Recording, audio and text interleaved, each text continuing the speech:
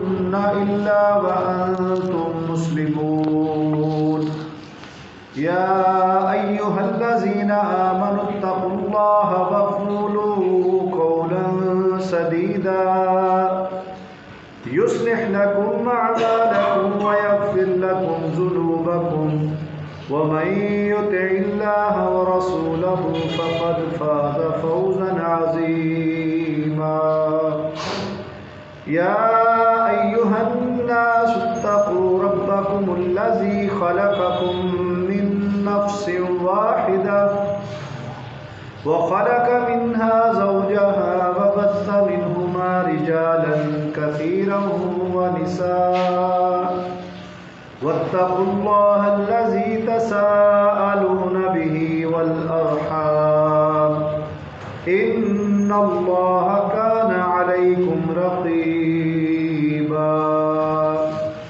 اللهم صل على محمد وعلى آل محمد كما صليت على إبراهيم وعلى آل إبراهيم إنك حميد مجيد اللهم بارك على محمد وعلى آل محمد كما باركت على إبراهيم وعلى آل إبراهيم إنك حميد مجيد۔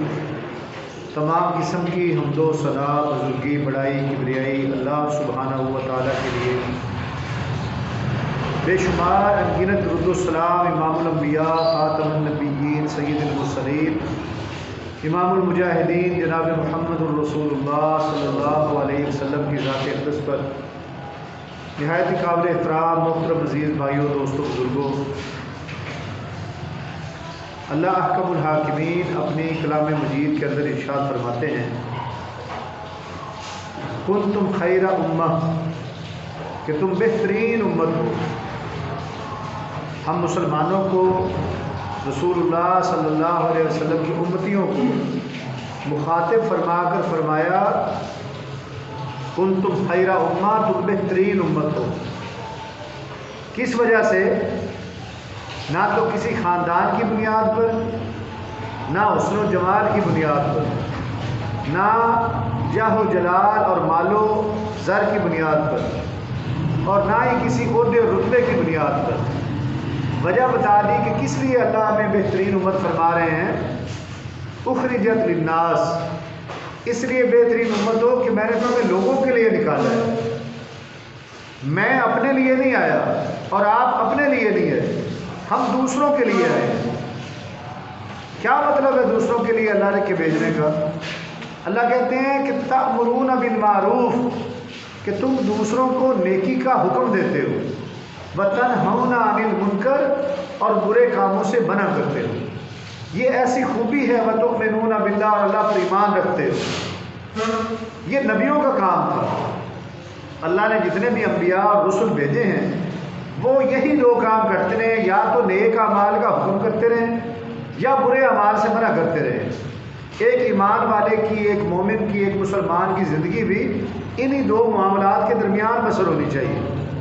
دیکھیں، میں خود اگر اپنے اوپر محنت کروں اور صرف نیک اعمال کروں اور برے کاموں سے رکوں اور اسی پر ساری زندگی بسر کر دوں تو میرا شمار بہترین امت میں سے نہیں ہوگا۔ یہ بات ذہن میں رکھیں کہ صرف اپنی ذات کی فکر کرتے رہنا اور اپنے لیے نیک اعمال کرنا اور خود سے کو برائی سے بچانا، یہ کافی ایمان نہیں ہے، نامکمل ہے۔ مکمل ایمان کیا ہے کہ خود بچوں، دوسروں کو بچاؤں، خود عمل کروں، دوسروں کو کرنے کی ترغیب دوں، برائی کے کاموں سے خود بھی دور رہوں، دوسروں کو بھی دور رہنے کی تلقین کروں۔ یہ ہے نبیوں والا کام، اور یہی اللہ تعالیٰ نے ہمارے ذمہ لگایا ہے۔ اور جو بندہ اس معاملے میں مشغول رہتا ہے، اپنی زندگی بسر کرتا ہے، وہ بہترین امت ہے۔ اب رسول اللہ صلی اللہ علیہ وسلم نے فرمایا کہ اذا رأى منکم منکر، جب تم میں سے کوئی شخص برا کام ہوتے ہوئے دیکھے تو ہم کیا کرتے ہیں؟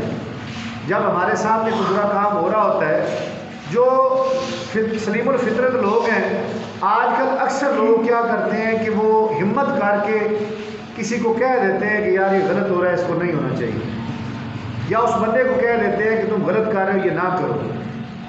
اس سے پھر کچھ اور لوگ جو کہنے کی ہمت نہیں رکھتے، وہ دل میں برا جانتے ہیں کہ یہ غلط ہے، اس کو نہیں ہونا چاہیے۔ تو نبی کریم علیہ الصلوۃ والسلام کی اس حدیث مبارکہ کے اندر بھی یہی درجات بتلائے جا رہے ہیں کہ جب تم میں سے کوئی غلط کام، کوئی برا کام، کوئی خلاف شرع کام ہوتے ہوئے دیکھے، فَلْيُغَيِّرْهُ بِيَدِهِ، اگر اللہ نے اس کو طاقت عطا کی ہوئی ہے تو وہ اس کو اپنی طاقت کے ساتھ ہاتھ سے روک دے کہ یہ کام میں نے نہیں ہونے دینا۔ اور یہ طاقت کہاں پر ہوتی ہے؟ گھر کے سربراہ کی گھر پر ہوتی ہے۔ اکثر و بیشتر گھر کا جو مرد ہے وہ اتنی حیثیت رکھتا ہے کہ گھر کے اندر کوئی غلط کام نہ ہونے دے۔ اسی طریقے سے کوئی افسر ہے تو وہ اپنے ماتحت لوگوں کے اوپر یہ حکم چلا سکتا ہے کہ غلط کام میں نہیں ہونے دوں گا، اور یہ دائرہ اختیار بڑھتا چلا جاتا ہے۔ جو جتنی طاقت والا ہوتا ہے، جس کو چاہے عہدے رتبے کی طاقت ملی ہوئی ہو یا پیسے اور مال و دولت کی طاقت ملی ہوئی ہو، اگر وہ اس برائی کو اپنی طاقت کے ذریعے سے روک سکتا ہے تو اس کو روک دینا چاہیے۔ فَإِن لَمْ يَسْتَطِعْ، نبی مکرم صلی اللہ علیہ وسلم نے فرمایا کہ اگر وہ اس کی طاقت نہ رکھتا ہو کہ ہاتھ سے روک سکے، فَبِلِسَانِهِ، پھر زبان سے روکے۔ زبان سے روکنا بھی ضروری ہے۔ یہ نہیں ہے کہ ایک انسان روکنے کی طاقت تو رکھتا ہے لیکن وہ کہتا نہیں کہتا ہے کہ جی میرا اس سے کیا غرض۔ کئی لوگ ایسے جملے بول جاتے ہیں کہ یار یہ معاشرہ ہی ایسے ہو چکا ہے، ہمیں کیا ہے، ان کا معاملہ ان کے ساتھ ہے، ہم اپنے معاملات کو درست رکھیں۔ یہ ٹھیک نہیں ہے۔ اگر نبی بھی یہی سوچ بنا کر گھروں میں بیٹھ جاتے، صحابہ کرام بھی یہی سوچ بنا کر، محدثین، مفسرین، ائمہ کرام، اولیاء کرام، جتنے بھی نیک بزرگ ہستیاں دعوت و تبلیغ کا کام کرتی رہی ہیں، اگر ہر بندہ یہی ذہن بنا لیتا کہ بھائی کسی کو نہیں کہنا، اپنی فکر کرنی ہے، تو پھر ہر بندہ اپنے گھروں میں اپنے مصلے بچھا کے بیٹھا رہتا کہ اللہ تعالیٰ کے جو اتنے برگزیدہ بندوں کے تکلیف دہ انجام ہم سیرت کے اندر پڑھتے ہیں، تفسیر کے اندر پڑھتے ہیں اور حدیث کے اندر پڑھتے ہیں، پھر وہ ہم تک واقعات ہی نہ پہنچتے۔ یہ نبوی کام ہے اور یہ لازمی عمل ہے۔ یاد رکھیں کہ جب بھی ہم یہ عمل کریں گے کہ کوئی غلط کام اپنی طاقت کے ذریعے سے اپنی زبان سے روکنے کی کوشش کریں گے، ہماری مخالفت شروع ہو جائے گی، لوگ ہمیں برا بھلا کہیں گے، لوگ ہمارے بارے میں بدگمانیاں کریں گے، اور یہ بھی ہو سکتا ہے کہ آپ کے خلاف کوئی اقدام بھی کیے جائے، لوگ اکٹھے ہو جائیں کہ یار یہ بندہ ہر معاملے میں ہمارے سامنے کھڑا ہوتا ہے۔ اور ایسے معاشرے میں کئی واقعات ہو چکے ہیں کہ کوئی گلی میں، کوئی محلے میں، کسی گھر کے اندر کوئی غلط کام ہو رہا تھا، ہمسائے نے روکا یا محلے والوں نے روکا، تو انہوں نے الٹا ان کو نقصان پہنچانے کی کوشش کی کہ ہم اپنی طاقت کا استعمال کرتے ہوئے، کسی سیاسی اثر و رسوخ کو استعمال کرتے ہوئے اس بندے کو پھنسائیں گے کہ یہ ہمارے لیے رکاوٹ بنتا ہے۔ کوئی شراب کا کام کرتا ہے، اگر کوئی بندہ اس کو روکتا ہے تو الٹا وہ اس کو تھریٹ کرتے ہیں کہ بھائی تم اپنے کام سے غرض رکھو۔ لیکن عزیز بھائیوں، ہم نے ہمت نہیں ہارنی، ہم مسلمان ہیں، ہم نبی کریم کی امتی ہیں، ہم نے اپنی کوشش نہیں چھوڑنی، مایوس نہیں ہونا کہ بھئی میرا کہنا نہیں مانتا۔ ہمارے ذمے نتائج نہیں ہیں، یہ یاد رکھیں کہ میں کہتا رہوں، آپ کہتے رہیں، ہم دعوت کا کام کرتے رہیں، اور یہ ذہن میں رکھیں کہ فوراً نتائج حاصل ہو جائیں گے، یہ ہمارے ذمے نہیں ہے۔ وما علینا الا البلاغ، ہمارے ذمے صرف پہنچا دینا ہے۔ اگر ہم پہنچائیں گے بھی نہیں نا بات قرآن و سنت کی، اللہ اور اس کے رسول کی، پھر اس پر ہماری بھی پکڑ ہے۔ رسول مکرم صلی اللہ علیہ وسلم نے فرمایا بلغوا انی ولو آیا، تمہیں کسی ایک نشانی، ایک بات کا بھی پتہ ہے نا تو آگے پہنچا دو۔ اب دیکھیں کتنا سا علم دین کا ہم نے جب سے پیدا ہوئے ہیں اب تک کی عمروں میں کتنی باتیں ہم دین کی سن چکے ہیں، خطبات جمعہ کے اندر سن چکے ہیں، اگر اسکول کالج میں گئے ہیں تو وہاں پر کتابوں میں پڑھ چکے ہیں، کہیں دکانوں پر تبصرے ہو چکے ہیں، باہر لوگوں میں ہم دعوت دین کی بات سن چکے ہیں، کئی کانفرنسز کے اندر علماء کو سن چکے ہیں۔ تو کیا جتنا دین سنا ہے، باقی ساری چیز چھوڑیں، ہم جمعہ کے دن دین کی بات سنتے ہیں تو کیا اس جمعہ کے دن سنی ہوئی بات کو آگے پہنچاتے ہیں؟ یہ ہمارا رواج ہی نہیں ہے، ہماری یہ سوچ اس طرف نہیں جاتی، ایک روٹین ہے۔ ہم سمجھتے ہیں کہ جی جمعہ ہے، نہائے دھوئے صاف کپڑے پہنے یا جمعہ پڑھنا ہے، ذہن میں یہ بات ہوتی ہے کہ جمعہ کی نماز نہیں چھوڑنی ہے۔ ٹھیک ہے، درست بات ہے، اس کا ایک اپنا اجر ہے، جمعہ نہ پڑھنے والوں کے لیے الگ سے احادیث کے اندر وعید آئی ہوئی ہیں کہ جو شخص مسلسل 3 جمعے چھوڑ دے اس کے دل کے اوپر مہر لگا دی جاتی ہے، اس کو غافلین میں لکھ دیا جاتا ہے۔ یہ تو ایک الگ بات ہے، لیکن دعوتی نقطۂ نظر سے جو بات میں آپ سے کرتا ہوں، آپ کہیں اور جمعہ پڑھتے ہیں کسی عالم دین سے، کسی طالب علم سے، کسی امام سے، کسی واعظ سے، جو بات سنتے ہیں اس انداز سے سنیں کہ آج میں کچھ باتیں سن کر جاؤں گا اور سب سے پہلا حق میرے بیوی بچوں کا، میرے گھر کے افراد کا ہے۔ کئی مساجد میں تو خواتین کے لیے بھی اہتمام ہوتا ہے کہ وہ بھی خطبہ جمعہ میں شامل ہوتی ہیں، کوئی بات ہفتے کے اندر ایک دن ان کو بھی سننے کو مل جاتی ہے۔ یہ اہتمام ہونا چاہیے۔ کیوں؟ کیونکہ خواتین کو تو پورا سال بہت کم مواقع ملتے ہیں دین کی بات سننے سنانے میں، گھر گرہستی کے اندر ان کی ساری زندگی بسر ہو جاتی ہے۔ کبھی کبھار کبھی یہ ہمارے شہروں کے اندر جیسے وہ گھر کے اندر میلاد کی محفلوں کے روٹین چلی ہوئی ہے، وہ بھی خواتین آ کر نعت خوانی کرتی ہیں یا اس طرح کے کوئی قصیدے پڑھ کر چلی جاتی ہیں۔ دین کی دعوت کی تو بات ہی نہیں ہوتی۔ پیسے لیے بس وہ ایک جشن کا سا سما ہوتا ہے کہ ہر بندہ اپنی خوشی میں کھانے کھونے کھا کر نکل جاتا ہے۔ دین کو سمجھنا تھا، دین پہنچانا تھا، یہ درمیان میں سے معاملہ غائب ہوتا چلا جا رہا ہے، جو کہ خطرناک ہے۔ ہمارے معاشرے کی بد ترتیبی، ہمارے معاشرے کی بے راہ روی کی ایک بڑی وجہ یہ بھی ہے کہ ہم دین کی بات سن کر آگے نہیں پہنچاتے، اپنی ذات تک رکھ لیتے ہیں۔ تو میرے عزیز بھائیوں، اس کے لیے بالکل ضروری نہیں ہے کہ آپ باقاعدہ کسی مدرسے کے فارغ التحصیل عالم دین ہو، کہ لوگ یہ سوچیں کہ نہیں جی نہیں یہ ہمارا کام تو ہے نہیں، علماء کا کام ہے۔ علماء تو پوچھے جائیں گے اپنے علم کے مطابق۔ حدیث مبارکہ میں آتا ہے کہ جب حشر کا میدان ہوگا نا قیامت کے دن، تو جب تک 4 سوالوں کے جواب نہیں دے دیں گے کسی کے قدم نہیں اکھڑیں گے زمین سے۔ اب کون سے 4 سوال ہیں؟ اللہ نے پیپر ہی آؤٹ کر دیا ہوا ہے۔ یہ نہیں ہے کہ خفیہ سوال ہوں، پتہ نہیں آگے کیا باتیں ہوں گی، کیا سوال و جواب ہوگا۔ اللہ رب العزت نے پہلے ہی بتا دیا کہ یہ میں پوچھوں گا تم سے۔ اب سوال نمبر 1 کیا ہے کہ روزی کمانے کا طریقہ کون سا اختیار کیا تھا؟ اب یہ بھی بڑی ہمارے لیے لمحہ فکریہ والی بات ہے۔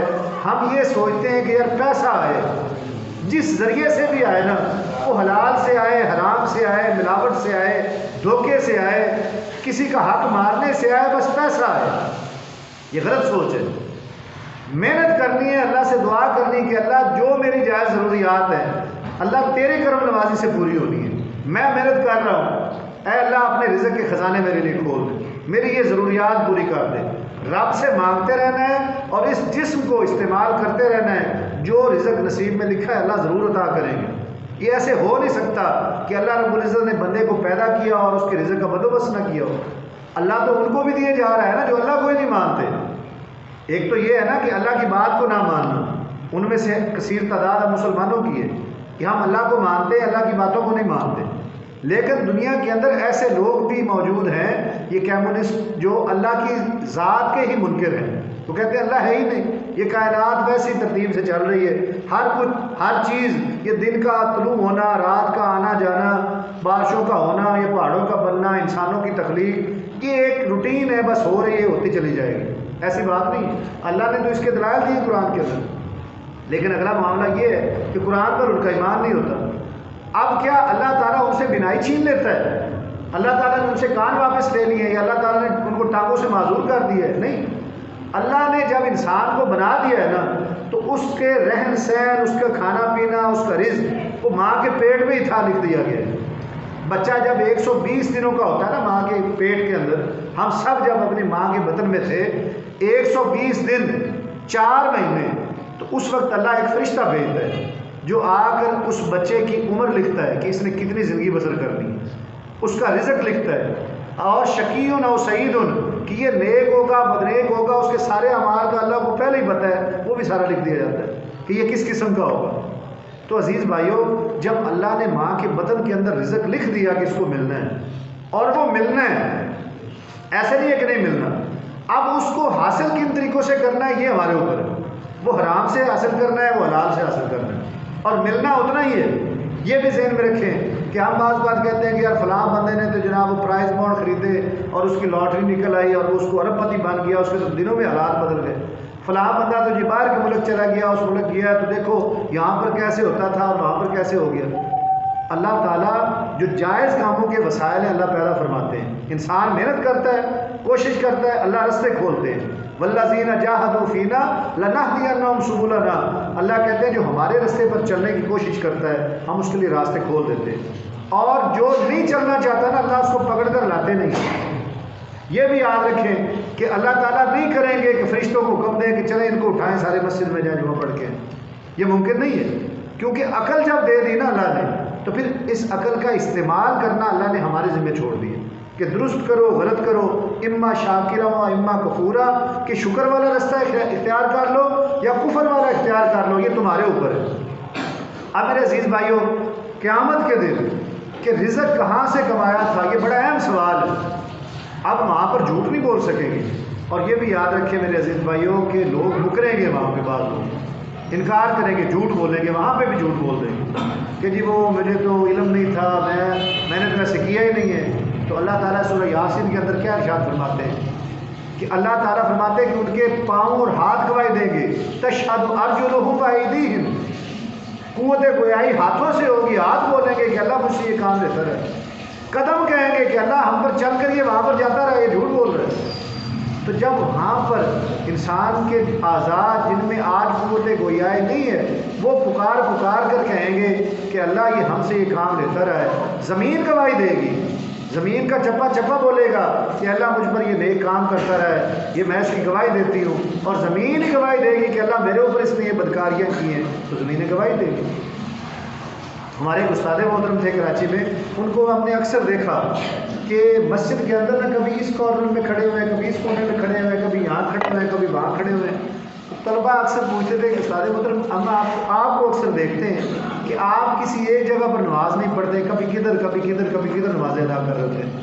وہ کہتے تھے بیٹا میں چاہتا ہوں کہ قیامت کے دن یہ روئے زمین میرے لیے گواہی دے کہ اللہ یہ بندہ ہمارے اوپر نمازیں پڑھتا رہا، اس جگہ سے بھی نماز کی گواہی ہے، اس جگہ سے بھی نماز کی گواہی ہے۔ میں گھر کے اندر بھی ایسے کرتا ہوں، کسی مسجد میں جاؤں تو کوشش کرتا ہوں جگہ تبدیل کر کے نمازیں ادا کروں۔ ایک اپنی سوچ ہے ان کی کہ میرا زمین کا میکسیمم زیادہ سے زیادہ حصہ میرے حق میں قیامت کے دن گواہی ہے، تو یہ گواہیاں ہونی ہیں۔ اچھا ایک بندہ وہاں پہ اگر فرض کریں اس سوال میں کامیاب ہو گیا، وہ کہتا ہے کہ اللہ میری دکان تھی، میں بالکل شرعی اصولوں کے مطابق اس کو چلاتا رہا، میری نوکری تھی میں نے کبھی اس میں خیانت نہیں کی، میرا ذمہ دارہ تھا میں نے بالکل حلال کے ساتھ محنت کر کے کی ہے، میں منڈی میں مزدوری کرتا تھا، مزدوری میں نے بڑی ایمانداری کے ساتھ کی ہے۔ تو اگلا سوال کیا ہوگا کہ جو کمایا تھا اس کو خرچ کہاں پہ کیا؟ اور یہ بھی نہیں ہے کہ انسان کہے جی کمائی میری ہے میں جہاں مرضی خرچ کروں، بالکل ایسی بات نہیں ہے۔ شرعی اصولوں کے مطابق حلال ہی خرچ کرنا ہوگا، کمایا حلال سے اور حرام میں خرچ کر رہا ہے تو اس کے بے سوال ہے۔ وہ اپنے بچوں پہ خرچ نہیں کرتا، وہ نیک معاملات میں خرچ نہیں کرتا، وہ جوئے میں خرچ کر دیتا ہے، وہ سود میں خرچ کر دیتا ہے، وہ شرابوں میں خرچ کر دیتا ہے، نشے میں خرچ کر دیتا ہے۔ کام بے شک حلال کا اس نے کیا ہو، لیکن اگر خرچ حرام میں کیا ہے پھر بھی اس کی پکڑ ہو جاتی ہے۔ تیسرا سوال کہ جوانی کن کاموں میں گزاری تھی؟ نہ بچپن کا ہے نہ بڑھاپے کا ہے۔ اب جوانی کی عمر آپ حساب لگا لیں 12-14 سے لے کر 40 سال تک انسان اپنے آپ کو توانا اور جوان ہی سمجھتا ہے۔ ساری جوانی کی عمر کا سوال ہے کہ کیسے کاموں میں یہ جو میں نے تمہیں طاقت دی تھی، صلاحیتیں دی تھی، کن کاموں میں گزاری؟ تو میرے عزیز بھائیوں اللہ کے سامنے ہمارا کیا جواب ہوگا کہ اللہ سارا ٹائم اپنے کاروبار کو ہی دیتے رہیں، اللہ کریم سارا ٹائم اپنی دکانوں کو ہی دیتے رہیں، یا اللہ سارا ٹائم اپنے دوستوں کو کھیل کود کو ہی دے کر آ گئے؟ نہیں عزیز بھائیوں، اس کے حصے بنانے ہوں، ہمیں اپنے 24 گھنٹوں کو تقسیم کرنا ہوگا۔ کسی ایک کام پر مسلسل ہی لگے رہنا بھی درست نہیں ہے۔ بیوی بچوں کا بھی حق ہے، اولاد کا بھی حق ہے، کام کا بھی حق ہے، اپنی صحت کا بھی حق ہے کہ اس جسم کو آرام دیا جائے۔ ہلکان نہیں ہو جانا کہ رات دن ایک کر دیں جی میں نے محنت کرنی ہے، کام کرنا ہے، بیمار ہو جائے۔ وَإِنَّ عَلَيْكَ لِلْجَسَدِ حَقٌّ، تمہارے اوپر تمہارے جسم کا حق ہے، یہ اللہ کی امانت ہے ہمارے پاس جسم، اس کو آرام دینا، اس کی خوراک کا خیال کرنا، اس کو غلط چیزوں سے بچانا، کوئی ایسی چیز نہ کھائیں، کوئی ایسی چیز نہ پئیں، سگریٹ نوشی ہو گئی، شرابیں ہو گئی، دیگر نشے ہو گئے کہ جو ہمارے جسم کو، ہمارے پھیپھڑوں کو، گردوں کو، آنکھوں کو نقصان دیتے ہیں، اس سے بچانا ہمارے اوپر لازم ہے۔ جب تیسرا سوال بھی کامیاب ہو گیا، اب علم کے مطابق عمل کہاں تک کیا تھا؟ یہاں پر سب سے زیادہ خطرہ اور پریشانی والی بات علماء کے لیے کہ جتنا علم تھا اس کے مطابق عمل کتنا کیا۔ اب جس کے پاس دین کا علم کم تھا وہ اس حساب سے جواب دے گا، اور جس کے پاس زیادہ تھا وہ اس حساب سے دے گا۔ اگر عالم دین بھی تھا، قرآن حدیث تفسیر فقہ پڑھ کر کتابوں کے ڈھیر لگے ہوئے تھے، اور اس کا عمل 100% مختلف تھا، تو اس بات پر بھی اس کی پکڑ ہو جاتی۔ تو اس لیے عزیز بھائیوں، ہم صرف یہ نہ سمجھیں کہ ہم آئے ہیں فنا ہو جائیں گے، بات ختم ہو جائے گی۔ آپ یقین مانیں اگر ہمارا دنیا میں آنے کے بعد اللہ وجود ہی ختم کر دیتے نا، کہ مر جانا ہے اور مر کر مٹی ہو جانا ہے، خاک ہو جانا ہے، ہوا کی نظر ہو جانا ہے، تو اس دنیا میں کوئی جتنی مرضی بدماشیاں کر جاتا، اس دنیا کے اندر جو جتنی نافرمانیاں کر جاتا تھا اس کو پکی تھی۔ لیکن اللہ تعالیٰ نے جو حساب کا تصور دیا ہے، یوم یقوم الحساب، کہ جس دن میدان حشر لگنا ہے اور حساب ہونا ہے، حساب نہیں دیا جائے گا عزیز بھائیوں۔ یہ بڑا مشکل کام ہے، کہنا آسان ہے۔ عام طور پر لوگ کہہ دیتے ہیں نا کہ تم چلو میں ذرا تمہارے سے حساب لیتا ہوں، میں پوچھتا ہوں تمہیں۔ یہ ایک جملہ بھی بندے کی دل کی دھڑکن کو تیز کر دیتا ہے، اور ساری زندگی کا حساب دینا کہ کیا کرتے رہے ہو، کیا نافرمانیاں کی، کیا حق تلفیاں کی، کیا جھوٹ بولے، کیا دھوکے دیے، کیا ظلم و زیادتیاں کی، طاقت کے نشے میں گم تھے۔ تو وہاں پر تو بڑے بڑے لوگ گردنیں جھکا کر کھڑے ہوں گے، کسی کی کوئی طاقت نہیں چلے گی، نبیوں تک ہر بندہ اپنی فکر میں ہوگا۔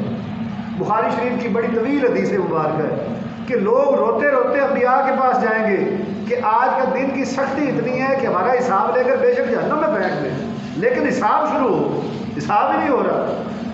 50,000 سال کا ایک دن، یہ نام لینا آسان ہے، نہ نیند نہ بھوک پیاس، کھانا پینا کچھ نہیں ہے، سورج قریب آ چکا ہے، پسینے میں شرابور ہیں لوگ، اور ٹینشن یہ لگی ہے کہ پتہ نہیں آج میرے بارے میں فیصلہ کیا ہوتا ہے۔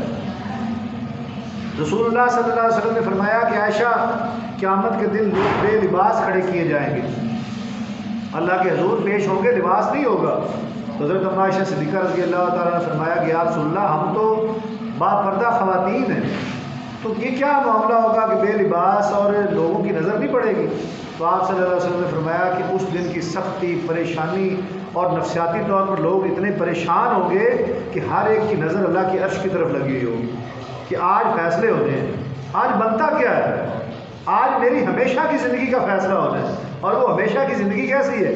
ادھر تو ہم 40 50 60 70 سالہ زندگی کے لیے ہلکان ہوئے پھر رہے ہوتے ہیں، وہ تو ایسی زندگی ہے جس نے ختم ہی نہیں ہونا، آج اس کے فیصلے ہونے ہیں۔ تو اتنے سخت دن کے لیے اور اتنی لمبی زندگی کے لیے میرے بھائیوں میں آج پلاننگ کرنی ہے، اپنے 24 گھنٹوں کو ترتیب دینا ہے، اپنا ایک دن ٹھیک کرنا ہے۔ زندگی کی ٹھیک کرنے کی طرف بے شک نہ جائے، زندگی تو ایک دن کے مطابق ہی گزرتی ہے۔ صبح اٹھنا کیسے ہے، اٹھنے کے بعد کے معاملات کیسے کرنے ہیں، گھر میں تیاری کیسے کرنی ہے، گھر سے باہر نکلنا ہے تو کیا کرنا ہے، سواری پر چڑھنا ہے تو کیا پڑھنا ہے، دکان کے اندر جاؤں گا، کاروبار سامنے ہے، میں نے اپنے گاہکوں کے ساتھ ڈیل کیا کرنی ہے، کتنا مجھے شریعت اجازت دیتی ہے، کوئی ناقص چیز، کوئی خراب چیز دھوکے سے اس کا اعتماد بیچ کر تو میں نہیں بیچ رہا، اس کا یقین تو میں نہیں خراب کر رہا اپنے اوپر سے۔ ایک دفعہ چیز وہ لے جائے گا، اپنے پیسے حق ڈال کے آپ کو دے جائے گا، لیکن آپ کی وہ غلط جو بکی ہوئی چیز ہے آپ کے بارے میں وہ کیا گمان پیدا کرے گا، اس کا جو نقصان ہوگا اس کا ذمہ دار کون ہوگا؟ یہ سارے معاملات ہمیں سوچنے ہیں۔ میرے بچے ہیں، ان بچوں کے بارے میں نے کیا ترتیب رکھنی ہے، میری بیوی ہے، میرے والدین زندہ ہیں، میرے بہن بھائی ہیں، ان کے میرے اوپر کیا حقوق ہے اور میں نے کیسے ادا کرنے ہیں۔ ایک دن ٹھیک کر لیں ہم، ایک دن ٹھیک ہو گیا سمجھے ہفتہ ٹھیک ہو جائے گا، ہفتہ ٹھیک ہوا مہینہ ہو جائے گا، مہینے ٹھیک ہوئے سال ٹھیک ہو جائے گا، پوری زندگی ٹھیک ہو جائے گی۔ ہمارا دن ہی خراب ہے، ہمارا ایک دن دوسرے سے مطابقت نہیں رکھتا۔ آج اگر 5 نمازیں پڑھ لی ہیں کل نہیں پڑھیں گے، آج تلاوت کر لی ہے کل نہیں کریں گے، آج زیادتی نہیں کی کل زیادتی کر بیٹھیں گے، کل توبہ کی ہے اگلے دن پھر زیادتی کر بیٹھیں گے۔ کوئی ہمارے ہاں تسلسل نہیں ہے معاملات کا، ہمیں اپنے معاملات میں تسلسل کی ضرورت ہے، ڈٹنے کی ضرورت ہے۔ اور میں جو آپ کو بات بتلا رہا ہوں کہ لوگ نبیوں کے پاس روتے جائیں گے، ایک نبی کہیں گے، آدم علیہ السلام کہیں گے کہ میں اس معاملے میں اللہ سے نہیں کچھ کہہ سکتا، صحیح بخاری کی روایت ہے۔ آپ جائیں نوح علیہ السلام سے کہیں، بڑا برگزیدہ اللہ کے نبی ہیں، ہم سارے روتے پیٹتے نوح علیہ السلام کے پاس جائیں، نوح علیہ السلام کہیں گے کہ میرا تو بیٹا نہیں ایمان لایا مجھ پر، اللہ نے اگر مجھ سے ان کے بارے میں سوال کیا تو میں کیا جواب دوں؟ آپ موسیٰ علیہ السلام کے پاس چلے جاؤ، وہ کلیم اللہ تھے، اللہ سے باتیں کرتے تھے، ہو سکتا ہے آپ کے مسئلے کا حل ان کے پاس۔ پھر ساری خلقت موسیٰ علیہ السلام سے گزارش کرے گی، موسیٰ علیہ السلام کہیں گے کہ میں نے قبطی کو مکہ مارا تھا، وہ دو لوگ لڑ رہے تھے، ایک زیادتی کر رہا تھا، وہ بڑی پرجوش طبیعت تھی موسیٰ علیہ السلام کی، اس کو مکہ مارا، وہ مر گیا۔ اللہ نے مجھ سے اگر اس کا حساب لے لیا تو میں کیا جواب دوں گا؟ تم لوگ ابراہیم علیہ السلام کے پاس چلے جاؤ، خلیل اللہ ہے، بڑی قربانیوں میں سے گزرے ہیں، ممکن ہے وہ اللہ سے آج کے دن کی کچھ سختیوں میں کمی کے حوالے سے پوچھ سکے۔ حضرت ابراہیم علیہ السلام کے پاس جائیں گے تو ابراہیم علیہ السلام کہیں گے کہ میرا تو باپ ایمان نہیں لایا تھا، آج میں کچھ فکر میں ہوں کہ آج میرے باپ کے ساتھ کیا ہوتی ہے۔ تم سارے نبی کریم حضرت محمد صلی اللہ علیہ وسلم کے پاس جاؤ، ممکن ہے وہ آخری نبی ہے اللہ کے بڑے برگزیدہ میری اولاد میں سے۔ جب رسول اللہ صلی اللہ علیہ وسلم کے پاس آئیں گے، حدیث میں آتا ہے کہ نبی کریم سجدے میں گرے گی اور کوئی پتہ نہیں میں کتنا عرصہ سجدہ کروں گا۔ اللہ تعالیٰ فرمائیں گے کہ اے محمد صلی اللہ علیہ وسلم کھڑے ہو، بات کیجئے، آپ کی بات کو اہمیت دی جائے گی۔ تو رسول اللہ صلی اللہ علیہ وسلم فرماتے ہیں کہ میں اللہ تعالیٰ سے اپنے ان ایمان والے بندوں کی سفارش کروں گا جنہوں نے اللہ اور رسول پر ایمان لائے اور ساری زندگی ان کے حکم کے تابع گزار دی۔ ہر بندے کے بارے میں نہیں، میرے آپ ہم اسی گمان میں ہیں کہ یا رسول کے امتی ہیں، بے شک جو مرضی کر جائیں ہم تو بخشے بخشا ہے۔ ایمان والے اور عمل والے ان کی سفارش کروں گا۔ حوض کوثر پر ہر بندے کو پانی نبی کریم نہیں پلائیں گے کہ سارے ہی ہم لائن میں لگے اور ہمیں پیالے پکڑائے جا رہے ہیں۔ باقاعدہ حدیث میں آتا ہے کہ ایک گروہ آئے گا جن کی داڑیاں بھی تھیں، جو بظاہر مسلمانوں جیسے لگ رہے تھے، لیکن آپ فرمائیں گے سحقاً لی، ان کو مجھ سے دور لے جاؤ۔ فرشتے پوچھیں گے یا رسول اللہ کیوں؟ آپ فرمائیں گے کہ میرے وہ ہوتی ہیں جنہوں نے میرے بعد دین میں نئی نئی چیزیں ایجاد کر لی تھی، میرے دین کو نئے شکلیں دینی شروع کر دی تھی۔ تو عزیز بھائیو، یہ شریعت والی زندگی بہت مشکل نہیں ہے، لیکن عمل کے لحاظ سے انتہائی مشکل بھی ہے۔ نماز بڑا صاف ستھرا عمل ہے، کوئی وزن نہیں اٹھانا پڑتا، کوئی مشکل رستوں سے نہیں آنا پڑتا، بلکہ نماز سے طبیعت بڑی ہلکی ہو جاتی ہے، صاف ستھرے ہوتے ہیں، ہاتھ دھلے، چہرہ دھلا، بندہ ایک دفعہ فریش ہو جاتا ہے، ذہنی سکون آ جاتا ہے۔ لیکن دیکھ لیں 5 وقت کی باجماعت پڑھنا کتنا مشکل عمل ہے۔ میں کہتا ہوں کہ 40-50 سالہ نمازی بھی ہے، اس کو ہر نماز کے لیے اپنے آپ کو تیار کرنا پڑتا ہے، باقاعدہ تیاری کے ساتھ اٹھنا پڑتا ہے کہ نہیں یار نماز کا وقت ہو گیا۔ تو اس کو میرے عزیز بھائیوں ہم نے اللہ تعالیٰ کو ہر وقت ذہن میں رکھنا ہے۔ اللہ نے ہمیں بہترین امت بنایا ہے اور اس بہترین امت کے ذمہ کام لگائے ہیں، ہم نے یہ کام کرنے ہیں۔ دعوت و تبلیغ کا کام بھی کرنا ہے، گھر والوں کی بھی فکر کرنی ہے۔ پچھلے جمعہ میں نے آپ کو کہا تھا کہ قوا انفسکم واہلیکم نارا، اللہ کہتے ہیں کہ اپنے آپ کو بھی بچاؤ اور اپنے گھر والوں کو بھی جہنم کی آگ سے بچاؤ۔ اللہ تو فرمائے جا رہے ہیں، اب ہم غفلت میں دنیاوی لحاظ سے ہر آسائش پوری کر رہے ہیں، بچوں کو جوتے لے کر دے دو، بچوں کو کپڑے لے کر دے دو، ان کی گروسری خرید کر دے دو، بچوں کو اچھے اسکولوں میں داخل کروا دو، سواری اچھی ہونی چاہیے، گھر کی آسائشیں زبردست ہوں۔ یہ کچھ بھی نہیں ہے، عارضی، بچپن بھی عارضی، لڑکپن بھی عارضی، جوانی بھی عارضی، بڑھاپا بھی عارضی، یہ زندگی عارضی ہے۔ کل من علیہا فان، ہر چیز نے ختم ہونا ہے۔ ہم جو چیزیں ختم ہونے والی ہیں اس کے اوپر 24 گھنٹے لگا رہے ہیں، اور جس طرف جانا ہے پتہ بھی ہے جانا ہے۔ دنیا کے اندر ایک واحد موت ایسی اٹل حقیقت ہے جس پر کسی کو کوئی اختلاف نہیں، وہ ہندو ہو، وہ سکھ ہو، وہ یہودی ہو، وہ عیسائی ہو، وہ کوئی بھی دنیا کا فرقہ ہے، ہر ایک کی نظر میں موت آنی ہے، فنا ہونا ہے۔ تو جب یہ فیصلے ہو چکے کہ فنا ہونا ہے، پچھلے سال میں دیکھ لیں برادریوں میں، دوستوں میں کئی آج نظر نہیں آئی۔ میں اکثر یہ بات کرتا ہوتا ہوں دوستوں کے اندر، یہ گرمیوں کی چھٹیوں میں ہم اسکولوں والے گئے ادھر شمالی علاقہ جات کی طرف، نوجوان لڑکا ہمارے یہ کلیانہ والی سائڈ سے ایک اسکول کا مالک تھا، مجھ سے کوئی میرے خیال میں 15 سال چھوٹا ہوگا عمر، پاک پتھر سے واپس کلیانہ جا رہا تھا، ایکسیڈنٹ ہوا، راستے میں فوت ہو گیا۔ اب بندہ کہے کہ عمر کے حساب سے زندگی موت، بالکل نہیں، بچپن میں بھی لوگ جائیں گے، جوانیوں میں بھی جائیں گے، بڑھاپے میں بھی جائیں گے۔ تو اس کی میرے بھائیوں تیاری کرنی ہے۔ اس خطبہ جمعہ کو یہ ذہن میں ہم رکھیں کہ میری اصلاح کے اعمال اس میں کیا ہے۔ یہ نماز اگر ہمیں عصر کے لیے تیار کر دیتی ہے نا تو ہمارا جمعہ کامیاب ہے، اور اگر ہماری عصر ہمیں مغرب کے لیے تیار کر دیتی ہے تو سمجھ لیں عصر قبول ہو چکی ہے، اور مغرب عشاء کے لیے تیار کر دیتی ہے تو مغرب کامیاب ہو چکی ہے۔ ہمیں ہر نماز کے بعد اگلی نماز کا شوق پیدا کرنا ہے، اگلی نماز کی فکر کرنی ہے۔ یہ نہیں کہ جمعہ پڑھ لیا اور اگلے 8ویں دن پھر جا کر جمعے کی باری آئے گی تو 7 دن اللہ کی نعمتیں نہیں استعمال کر رہے ہیں، روزانہ کی بنیاد پہ کر رہے ہیں۔ اللہ سے دعا ہے کہ اللہ مجھے آپ کو ہم سب کو عمل کی توفیق عطا فرمائے. باقی دعوانا الحمدللہ.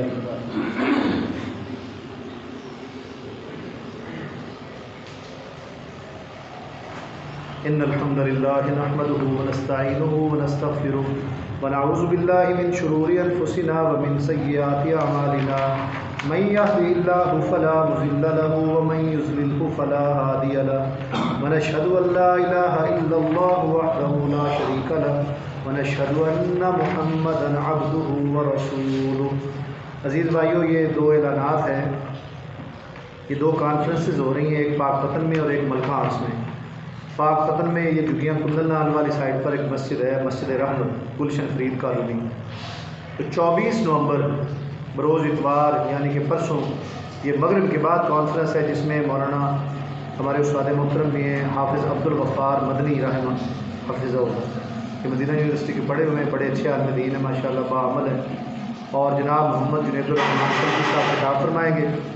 اور دوسرا ملکہ ہاؤس میں 30 نومبر بروز ہفتہ بعد نماز مغرب تو پروفیسر محمد یعقوب شیخ صاحب، یہ چیئرمین رابطہ علماء و مشائخ پاکستان، اقبال سلفی صاحب ہیں، اظہار الحق صاحب ہیں، ان کے خطاب ہوں گے. تو اگر ممکن ہو سکے کوشش کیا کریں کہ دینی محفلوں میں جانے سے انسان کی تربیت ہوتی ہے. جس کام میں، جس عمل میں بندے کا وقت زیادہ گزرتا ہے، ویسے ہی رنگ چڑھنے شروع ہو جاتے ہیں.